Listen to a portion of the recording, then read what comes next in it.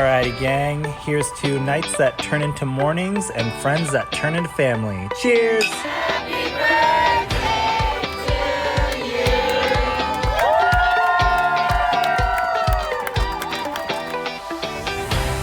Hello. Welcome to the Friendship IRL podcast.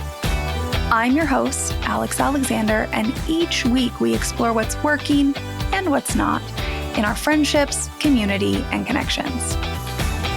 Have you ever wished you could sit down and have a conversation about what is really going on in your friendships? Well, you found your people. Join us as we dive into real-life stories and explore new ways to approach these connections. Together, we're reimagining the rules of friendship.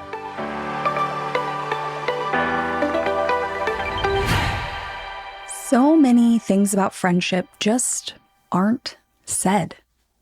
Out in the world, in conversations with our friends, in TV and media, in art.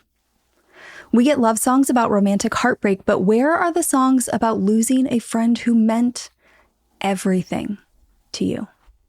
We see movies about finding the one, but what about finding your people? We have entire genres dedicated to romantic love.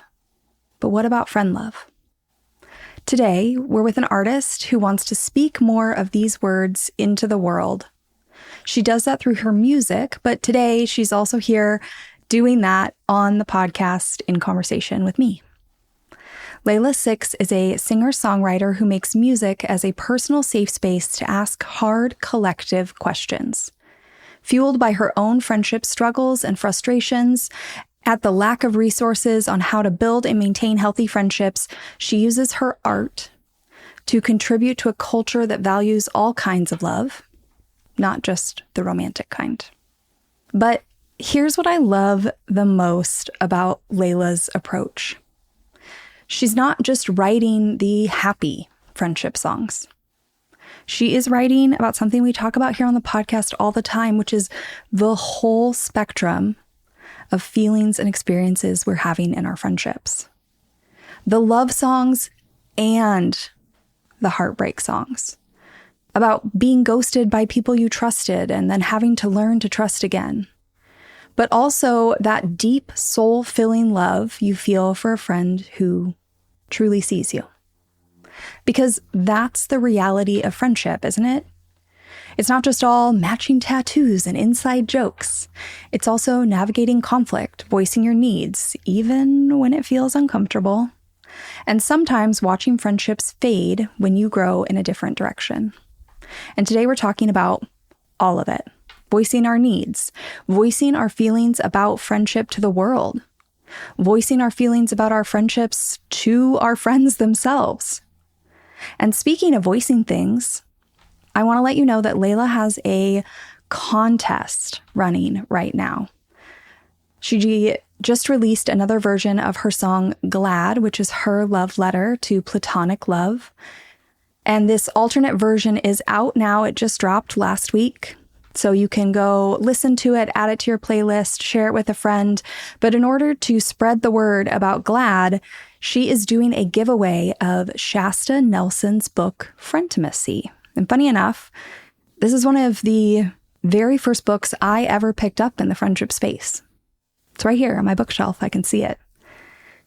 And she's giving a copy away. So if you head to friendshipirl.com/Leïla6, you can enter, but hurry because the contest ends on July 30th, which is the International Day of Friendship.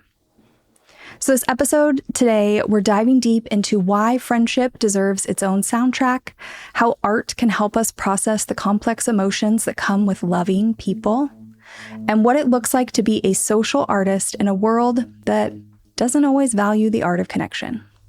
Let's dive in. Hi, Leïla. Thank you so much for joining me on Friendship IRL. Hello, Alex. Thank you for having me.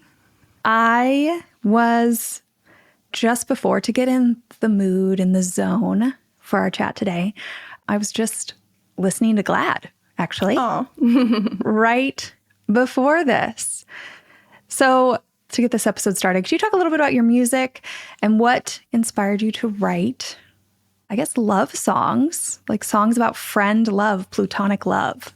My music in general, I guess it's just my human experience. I think of it as my attempt to document what it feels like to be alive right now, at least for me, in my life, which is very specific. I understand that. I'm not a representative of most of humanity.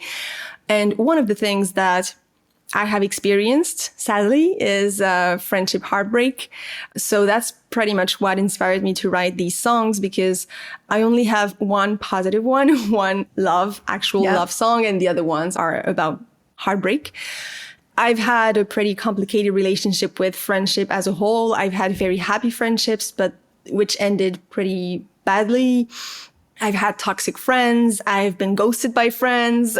I've had to learn to trust friends again. So this whole process that a lot of people tend to write about regarding their love life. But that's happened to me in my friendship life. So that's why I write the songs. I talk a lot about how we don't talk much about friendship and all those experiences you just mention, like the toxic friendships, the ups, the downs, the like excitement of meeting someone that you feel like you connected with, or I don't know, that moment where you've been friends with someone for a really, really long time and there's just like so much familiarity there and so much, like pent up memories and energy. And you have these moments where you're just looking at someone thinking like, wow, I've known you for over half my life. Like, that's wild. I love you so much. We don't talk about it enough. But you're so right. We don't sing about it enough.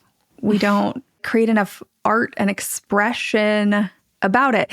And what I love, I mentioned I listened to Glad. That is your happy song. I also know you have, I was trying to get happy for our podcast recording, but I know you have the heartbreak songs.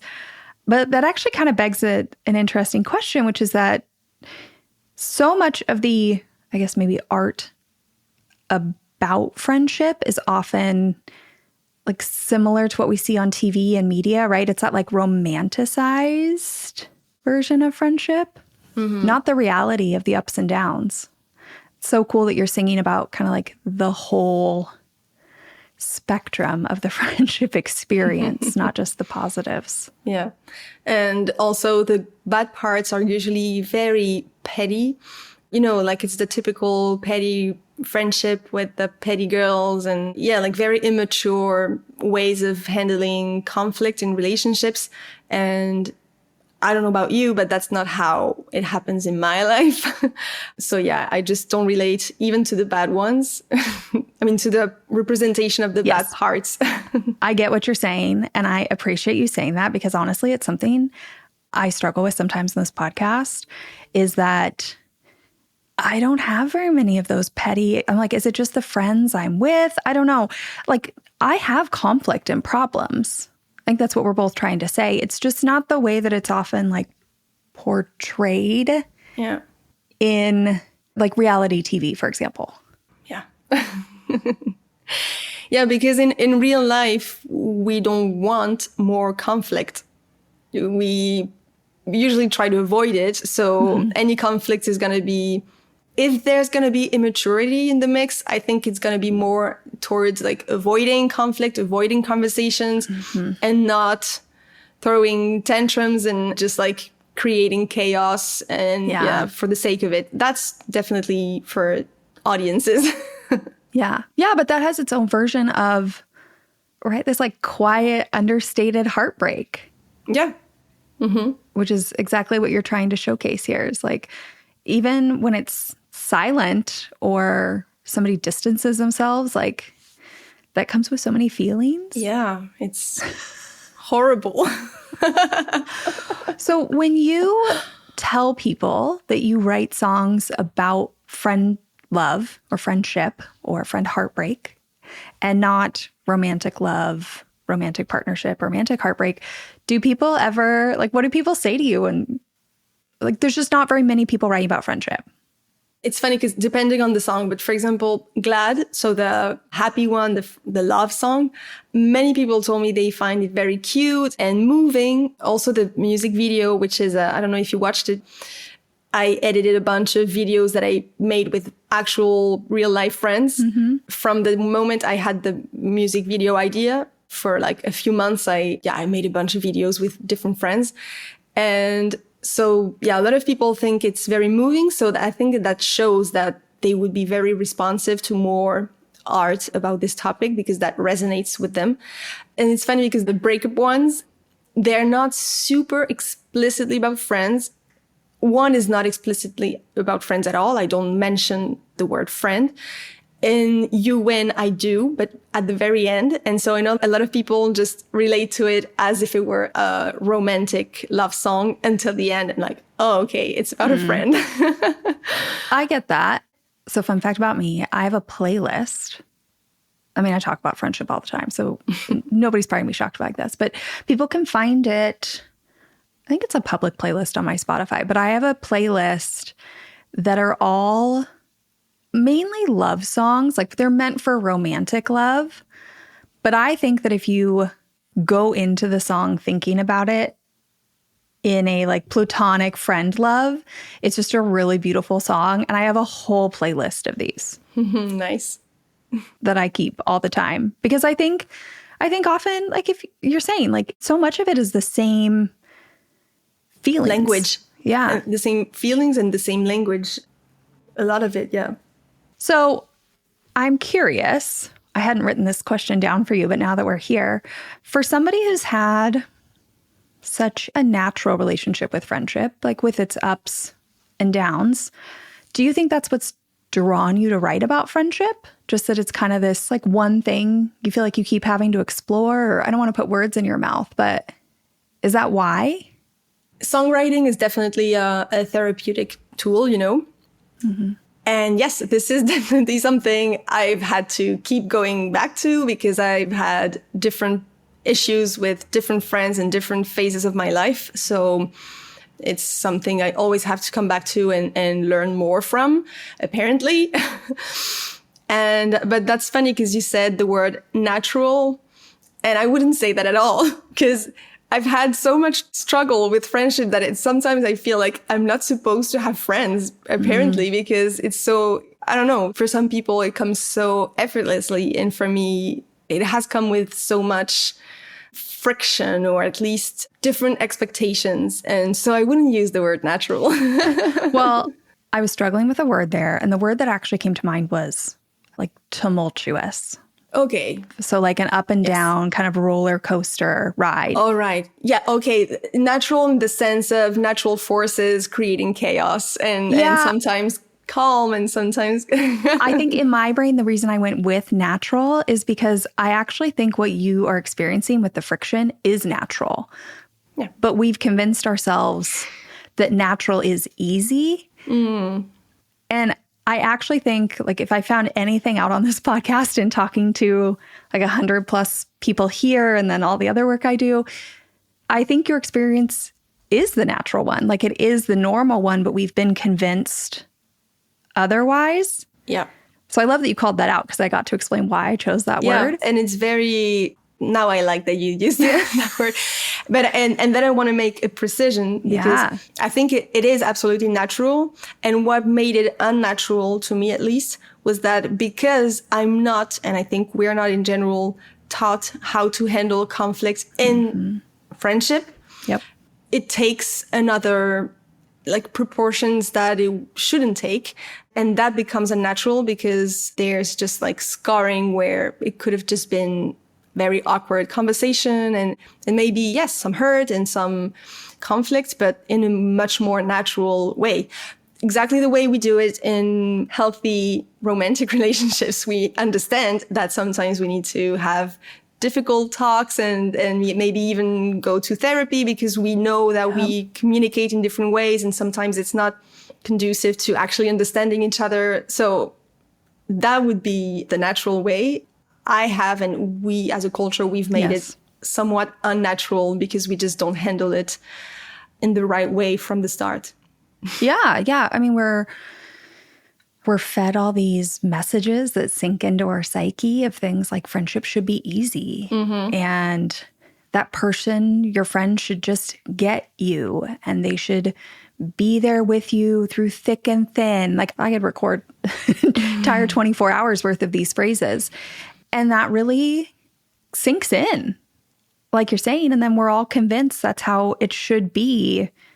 But in reality, I would say even the people who have really great friendships, it's not that it's easy. It's just that they either have some sort of conflict skill set, like they were taught that somewhere, or I think, and this is not like a proven fact, there's no studies to show this, so I'm just making an assumption here. I think that people just kind of go into these conversations blindly without thinking about it as much, right? Like I think some people get a little cautious. I think some people that actually have better friendships just bulldoze in and are like, we're going to have this conversation and we might hate each other by the end, but we'll figure it out. And like, I really do think that that's how some people do it. Yeah. Not probably, everyone. yeah. At least that's been my experience with some people. Anyways, so it sounds like even though friendship has been with a lot of friction for you, we'll use friction. I like friction. I actually think that's a great word to describe friendship. It seems like you haven't given up. Like it's still a really, really big priority for you. Can you talk a little bit how it's a priority for you, where it mixes in with your other relationships and things like that? It's a priority for me because I'm just not interested in a very narrow life in general. And I think focusing on just one area of my life, or at least of relationships, I already know which one it would be my relationship with my boyfriend, which I'm very happy with and happy, like everything is good. I just think there's so much to experience. There's so much to live and to feel. And I understand one thing I've learned from movies and TV shows is that you can't expect one person to fulfill all your needs. And so I apply that in my life. And one of the ways to apply that is just to understand that you need other people, and you can have family and everything. And I do get along very well with my family, but obviously you want friends, and the friends are super important. And like science is proving that. And I'm very happy that social sciences can help us make that a priority. And basically for me, it's going to sound a bit kind of almost cynical, but I don't want to put all of my eggs in the same basket. I use that phrase all the time. Yeah. Go for it. Yeah. But You're not alone. I don't want it to sound like it's almost like I'm using like a formula, or I'm making, a strategy in order to never end up alone. Like that's not it. It's just like, we know it's not healthy. We know it's not interesting in terms of flourishing, like human development and all of that. So that's why it's a priority for me. And how it is a priority for me? Well, I've had to learn a lot. I've had to learn so one of my main problems in friendships is that I have certain emotional needs that I feel like a lot of people don't have.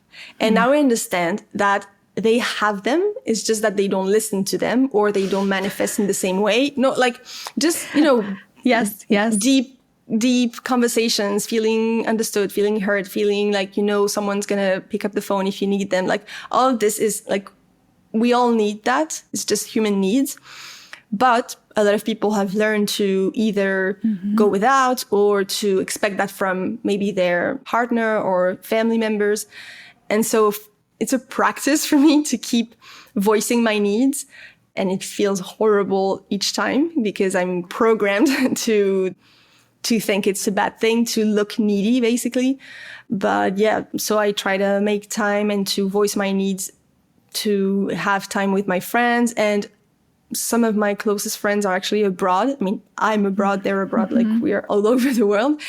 And so I try to make it a priority to take some time very regularly to speak on the phone, or to just send voice notes and to text, to have them in my daily life, even if it's not every day, obviously, and to be in their daily lives as well, because I want I need that proximity, even if it's not physical. So yeah, that's one thing that's very important to me, like to maintaining the closeness, even though we're not close. I had a aha moment while you were talking, and I love when that happens on the podcast because you maybe saw my face light up when you were saying like people just ignore their needs. And immediately my thought was like, oh yeah. So like so many people have more needs socially than they want to admit. And then in their heads, they say things. Again, these are phrases, social media videos. Like we see this messaging out there all the time, right? Your friend doesn't answer the phone. And there's one sense of like giving somebody the benefit of the doubt that something's going on. But then we also have all these messages of like, well, they don't owe me anything. They might be having a bad day. They might be this, they might be that, right? We like shut it down. Like we don't deserve a callback or something. Yeah. And it then also led me back. Like I have a podcast episode, I'll have to go find the number, but it's about this concept called learned loneliness. And, you know, studies show that basically like loneliness is like a hunger cue similarly. Mm-hmm. Like it's like a pang, a zing that our body feels. And over time, when we deny that, the threshold just gets like lower and lower and lower and lower and lower. And so when you were talking about how people deny their own needs, in my head, I was like, oh yeah, I've never thought about it this way, but this makes so much sense. So many people just have so much learned loneliness and they have denied themselves of connection so much. And yet you're basically over here like acknowledging your hunger cues. Mm. It's no different. Acknowledging your connection needs. Mm-hmm. I'm just applauding you. Good for you, Leïla. I love it. Yeah. And I also do recognize that some people may have different hunger patterns, you know, like some people eat all day long and I only eat 3 times a day. Mm-hmm. But yeah, broadly, I think there's a big part of that, of learning to just not even think about it, to accept that it's not the way it goes and you don't even feel it anymore. Mm-hmm. Don't feel lonely anymore. I feel like we are having a full circle moment in the episode right here. So stick with me, because at the beginning of this episode, we talked about how we have all these feelings about friendship that we just aren't acknowledging. And now here Leïla is talking about something really important, which is that when we often see like acknowledgement of conflict or these feelings in TV and media, it's dramatic blow-ups and petty arguments and throwing drinks in someone's face. But for most of us, that's not how conflict plays out in our real lives. Often conflict is silence or distance. It's the conversations that never happened. It's watching a friendship slowly fade without either of you addressing what's going wrong. It's wanting to reach out but not knowing how, or being afraid that you're asking for too much. And honestly, I think that quiet heartbreak stings in a way that dramatic blow-ups might not. Because at least with a fight, you know where you stand. But with silence, we're left with something we talk about here all the time, which is our brains can run wild. They can say all sorts of things. They can send us in crazy directions and thought patterns, and you're left just alone. On the outside, it looks like this quiet loneliness, but on the inside, it feels like a storm. Now, why am I telling you all this? Because if this resonates with you, I want you to go listen to 2 episodes. The first one is episode 27, and it is an episode titled, What is Loneliness? And the second episode is episode 69, which is Unpacking Learned Loneliness. Now, both of these are linked in the show notes. And the reason I want you to go listen to those is because we are in a world drowning in silence when it comes to our friendships, at least on the outside, right? Lots of things we want to say. And the only way to combat that is to understand what we're battling. Therefore, we need to understand loneliness and how it actually works so that we can start to reverse it. And then on top of the like loneliness cues that our body feels, there's also just like the messaging on where our time, energy, attention should go, especially as adults. Like, do you ever feel that, how do I want to say this? Like your friendships, wanting to spend time with your friends is competing with other relationships, like romantic relationships or friendships, and that it's lesser than, not that you feel that it's lesser than, but maybe that's like a wall you push up against? Absolutely. Not so much Me now too. because Not alone. I must say not so much now because I've worked on it so much. I've worked on voicing my needs so much, and that has cleaned up my relationships because those who weren't able or willing to be more present in a way that could feel deep and close, they just ended up kind of leaving. I never pushed them away. They just kind of left. So now I feel like my friends are not like that, or at least I don't suffer from it. And what's left of it, I understand and I accept because I know they also make a lot of efforts to make me feel in their lives. So I don't suffer from that now. But yeah, obviously, because we're all trained, I hate this word, but yeah, we're trained to put our partner, family first, partner exactly. first. Yeah. The And hierarchy. also, it's not a relationship with humans, but I also feel like I compete a lot with work life. Yeah. And that's something that I've struggled with a lot because from a pretty young age, I chose a path, let's say, that gave me a lot of freedom in how I allocate my time and my energy. And that's why I chose that path, because I wanted that freedom. And it's pretty frustrating when I can't allocate my time to my friends or even to my boyfriend because they allocate most of their time to their work life, and the little time left they allocate to their love life. So in the case of my friends, it's not me or their other friends. That has been so fucking frustrating for me because especially with work, because with relationships, I still think it's a noble thing. Like, it's noble to be in a relationship, to nurture relationships. But work, I despise work so much that for me, it's like, really? I come after that. Like, we all come after that. Even you come after that. Like, your rest and your creativity, like, life comes after that. Ugh. So yeah, I've struggled with that. I understand that. Like, at the end of the day, we're all just meant to like be in community and share skills. Yeah. Like deep down, we know it. And then we're stuck going to work. Yeah.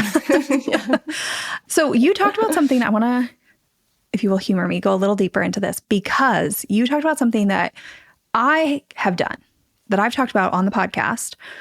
And I get a lot of messages from people being like, but how did you do that? And people think that like I'm an anomaly and I'm the only one who can do this. And you just said something and I'm like, oh, look, Leïla is an example that I am not the only one, that anybody can do this. And that was you talking about how you communicated to your friends how important these relationships were and how you wanted to show up for each other as more than just like extra bonus hangouts, entertainment, like you actually want to prioritize these. When I talk about it, I use this term of like establishing your friendship culture and kind of like setting some expectations here. And naturally, when you set expectations that are above kind of this bare minimum, certain people are going to fall away, which is what you talked about. Yeah. When you say that you did that, was it like certain conversations you had with people? Was it in the way that you acted? Like, are there certain things, can you recall, that you kind of like did to communicate that with people? Yeah, it was conversations, but very short ones. It was maybe just a text or something very concise. And any credit I get, I give to Shasta Nelson, who I've learned so much from. Basically, I copied her messages from her YouTube channel, which I highly recommend. For every phase of all of that, either the like voicing your needs or going through like trying to repair a relationship or trying to go through a breakup, like all of it. She has so much wisdom for all of that world that we don't understand or know how to behave in. So yeah, I think for most of them, it was just a text saying, always using I want that. And I would love being very positive and showing them that it doesn't come from frustration, even though it does obviously also, but showing mostly the side of actually yearning for more. I love what we have so much that I would love to have even more. And I think we deserve more. It can't tell you an exact message that I sent, but if people want specific instructions, I highly recommend Shasta Nelson's YouTube channel, and they will find them. And yeah, I'm sure they will be very helpful. Shasta stuff is great. We will definitely link it in the show notes. Now, if you have never heard Shasta Nelson's name before, I'm so happy you could hear it here on this podcast. Maybe you've been following along with her work for a while. It wouldn't surprise me. We're doing very similar things. Shasta is one of the original people working in the friendship space. She has multiple books published, a podcast, a thriving YouTube channel, and just so many incredible resources that have already helped so many people navigate friendship challenges. As it sounds like Leïla. There's so many of you probably out there that are listening. And that is why Leïla is giving away a copy of Shasta's book, Friendtimacy, as part of her contest for her song, Glad. I mentioned it before, but I'm going to tell you one more time that her contest is running until July 30th, which is the International Day of Friendship. So if you head to the show notes, you will find links to both Shasta's work and Leïla's contest. So don't sleep on either of those resources. They are both game changers if you're somebody out there who wants to build stronger friendships. I also recommend. Love it. Yes. But my favorite part of this is you're doing it very similar to how I did it, which is that I think some people think it needs to be some big, intense conversation. And similarly, a lot of times it's just saying little phrases, little text messages, reinforcing this repeatedly, and then obviously showing up yourself that way. But I have seen personally a huge shift in my friendships when I started doing that. Especially in that upper 20s, early 30s time period where a lot of people felt like their friendships drifted away. I mean, I just started peppering those little phrases in there. And I do think it made a big difference. And you're right. Some people fall away. Yeah. Were there people that fell away that you were surprised fell away? That you didn't expect that? No, because I did it so late that the relationship had already eroded a lot. So those who fell away I was not surprised, and I wasn't even sad. I actually have a song that I haven't recorded yet, but it says, "Isn't it sad that I wasn't sad?" Yeah. I get that. I think some of us know, before it ends. Yeah. When you are making newer friends now, and you kind of go into it with this intention and this understanding of what you want, do you feel like it's helped you make friendships that feel more aligned from the get-go? Yeah, definitely. I don't know if it does have any impact in the way that I behave or that things I say, but I have much more confidence in myself and in my ability to handle any frustration that I can have. If I want to spend more time with a new friend, well, I know that I can ask for it. Communicate. It's a weird way of saying it, but they can't read your mind. You're putting it out there. Yeah. Yeah, exactly. So it has changed my mindset, let's say. I don't know if it's changed the results or the way I actually behave in the relationship, but it's made a difference for me at least. This is not at all where I thought I was taking this episode today, but I need you to know that this is so freaking powerful for so many people. Cool. And one of the things personally that I think about is once you get to the point that you're talking about where you kind of trust in yourself, it's just so powerful to know that if you moved, if some major life crisis happened, if you're just bored and you want to make some new friends with a new interest, like that you have the power and the skill set to do that. You can like build whatever connections you want. I was thinking about this earlier and I'm going to bring it back.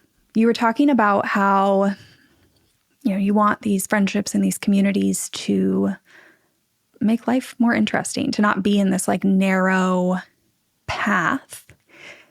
And I'm going to steal something from my friend, Alex Friedman. She's been on the podcast. I'll link her in the show notes. She's the founder of Connection Feast. And she calls herself a social artist. And when you were talking earlier, I was thinking like, you're a social artist. Like really, if you think about it, if you want to broaden your horizons and have more interesting connections, like that is art. Yeah. And making your life more interesting. And it takes a lot of creativity as well. Yeah. Yeah. And so maybe for anybody who is struggling, who's feeling all that friction and maybe identifies as an artist, maybe that's a fun way to think about it, is like, And I think it's helping me too, also, because I can reframe my being needy or feeling needy. And now I can think of it as being a whimsical artist. Yeah. Yeah. I mean, like a personal story about me, I never would have like considered myself a creative person before, I don't know, like 5 years ago. I would have told you I am the least creative person out there. And that is so not true. That is so not true. And then when my friend Alex Friedman was talking about how she sees herself as a social artist, it really made me see this whole area of my life where I am really creative in like a whole new way. That even though if my niece asked me to draw an elephant and it does not look like an elephant, it does not, her mom is like, what the heck is that? Like, that's not the only form of art. And I'm just being creative in a different way. Yeah. And I was going to say also, like, what you're doing, putting this kind of message out there is contributing to creating a different society, which is definitely what artists do, or at least try to, in my case. Yep. And so, yeah, I agree completely with that framing. So if we're out here trying to build a different society, one where friendship is more recognized and appreciated and equal, I guess, like, what do you hope that looks like? That's a big question. I know you may have no answer, but. Yeah, I don't have an answer. I mean, I have very goals in my head, but I don't know what they would look like if they were actually reached and implemented. But what I think could bring us is, for example, on a very individual level, knowing yourself better. Because if you spend most of your free time after work within the confines of a relationship with just one person, that's quickly going to become a comfort zone, which is very nice and pleasurable, but it makes it very difficult to open your mind to new ideas, to new worldviews, to even just new habits or new places to go to, like nothing major, And so I think it's a very good thing to inhabit more spaces, to widen the spectrum of what you can know about yourself. Because when you interact and when you actually have deep conversations and interactions with other people, they can reflect something different to you about yourself. So that part, I think that would look beautiful in my kind of blurry picture of what that would look like. I also think of it like politically and even ecologically. I think it would, like, we're separating ourselves from entirely different ways of organizing society by having this very narrow way of doing it. I don't know how that would look like I was saying, but I think that's the point. I think that's what's exciting, because we would have much more room for original thinking. And because it wouldn't be such a linear system where we know where things go and how thinking processes operate. And I think that's super important on a political level and also ecological level, because we're facing increasingly challenging conditions that we live in. And so the world is changing and we need original ideas and original thinking to shape the societies we want to live in and thrive in. And for that, I think if we want to stick to our shared values as a society, so for example, I would think of freedom, love, taking care of our community. If we want to stick to that, to the fundamentals, in the face of increasing challenges all around, I think the shape of our societies have to be more organic or flexible. And I guess, I mean, to me, that means being less traditional, less patriarchal, less orderly, which all goes together, all these words. So, yeah, and I just mentioned patriarchy. And one other thing that I don't think we realize a lot of the times, but for me, it would also bring more safety for women. Oh, yeah. Because we know most sexual violence happens within close relationships, intimate relationships. And a lot of times, I think that's very natural, maybe difficult to go against. But a lot of times when you enter a new relationship, you tend to neglect other areas or relationships in your life. And if love and family life wasn't so separate from the rest, then maybe people going through abuse would have closer relationship and would have more confidence in their other relationships that they can actually confide in their friends or like whoever, and maybe even leave these relationships.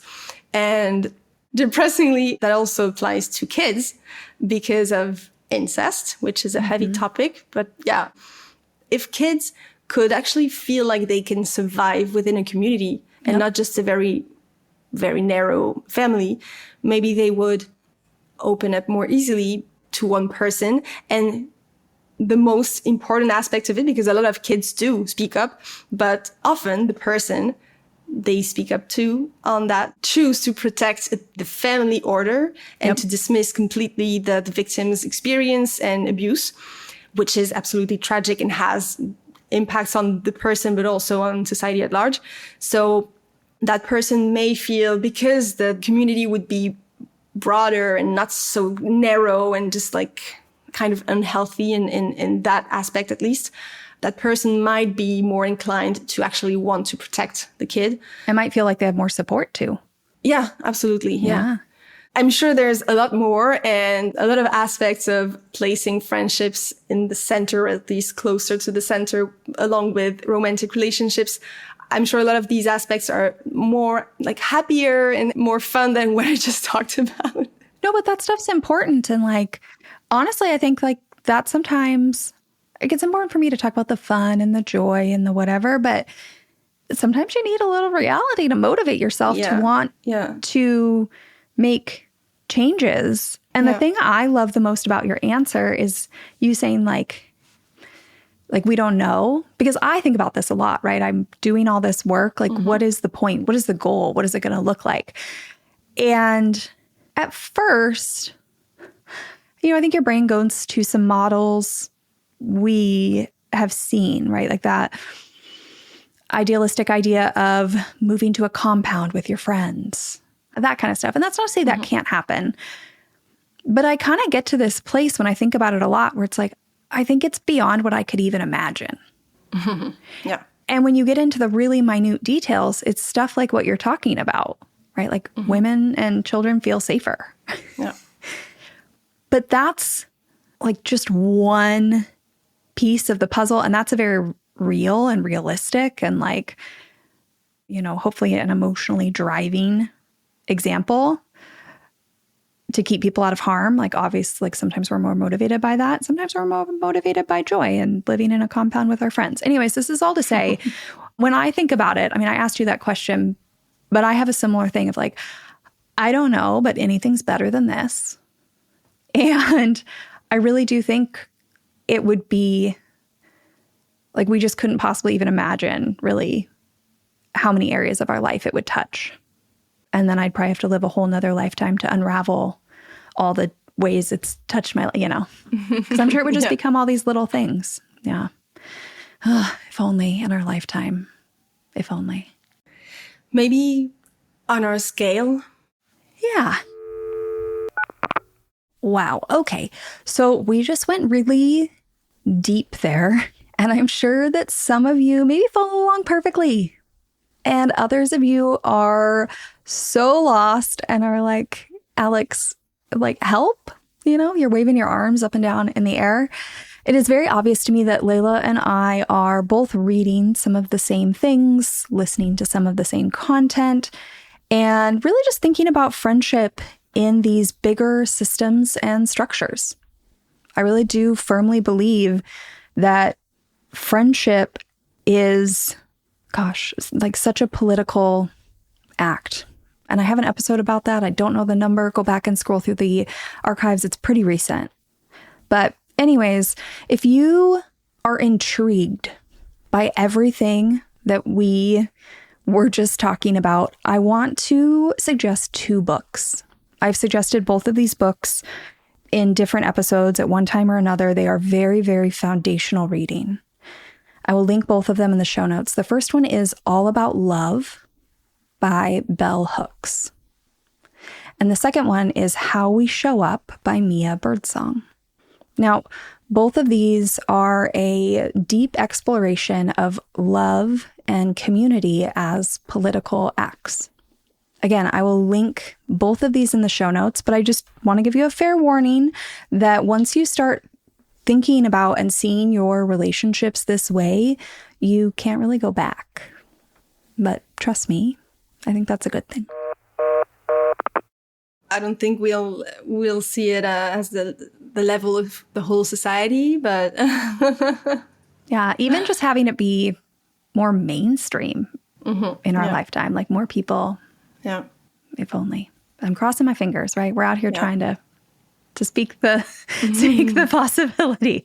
So I guess to close this out, because you are thinking a lot about friendship, just like I am, and writing about friendship and creating art about friendship, how do you hope that your music will impact friendship and us moving towards this future we can't even imagine? I guess because we're still at the beginning, I just hope to help normalize seeing friendship as a worthy relationship, worthy of our time, of our resources, of also politically, like broadening the vision we have for friendship, basically. And if I'm thinking specifically about the sad songs, I really hope they can bring some comfort to anyone who's going through something similar to what I've been through and drove me to write these songs. Because I really felt alone in this when I wrote them. Thank God for Shasta Nelson, who really helped me with her videos. But honestly, I had no resources whatsoever. I would talk to friends about it and they didn't know either, like how to handle the conflict or the awkwardness or whatever. I hope that can bring comfort to anyone who needs it.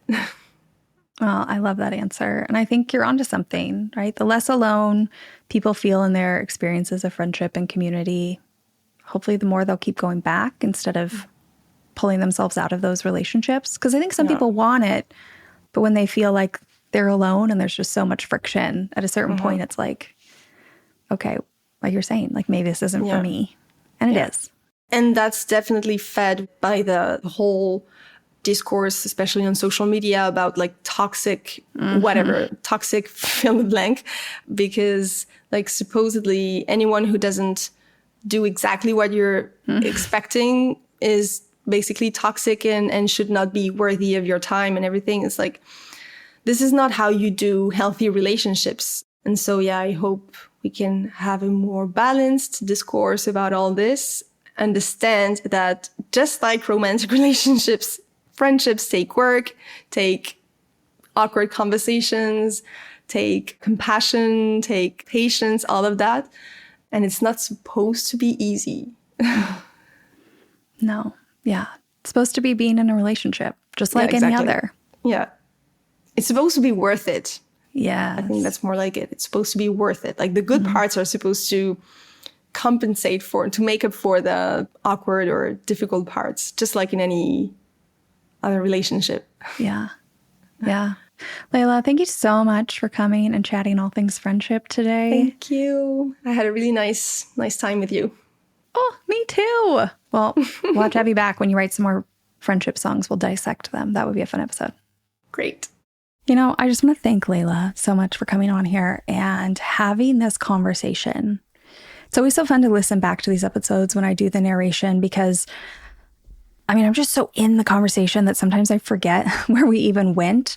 And I feel like we covered everything. Like we went from therapeutic power of songwriting to imagining entire social structures. And somehow it all connects back to the simple truth that friendship deserves more attention, more art, and more honest conversations. And I'm just so grateful to Leïla for her work, for her creativity. Like, I love that she is out there creating friendship songs that don't really exist, but we need them. Because that's how change happens, right? Someone decides to fill the gap, to say the thing that isn't being said, to create the art that's missing.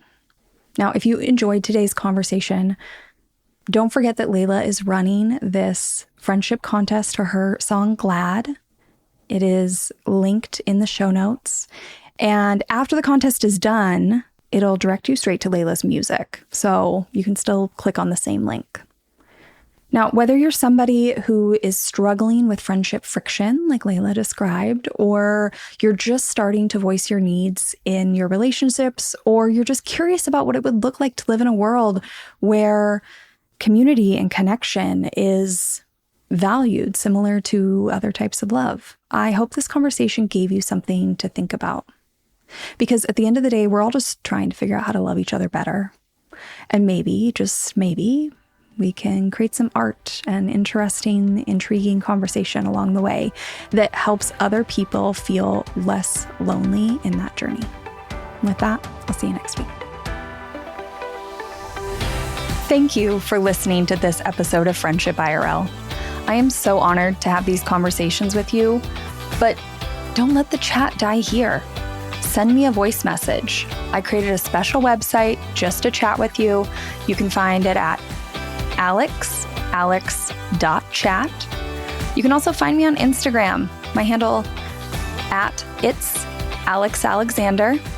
Or go ahead and leave a review wherever you prefer to listen to podcasts. Now, if you want to take this conversation a step further, send this episode to a friend. Tell them you found it interesting and use what we just talked about as a conversation starter the next time you and your friend hang out. No need for a teary goodbye. I'll be back with a new episode next week.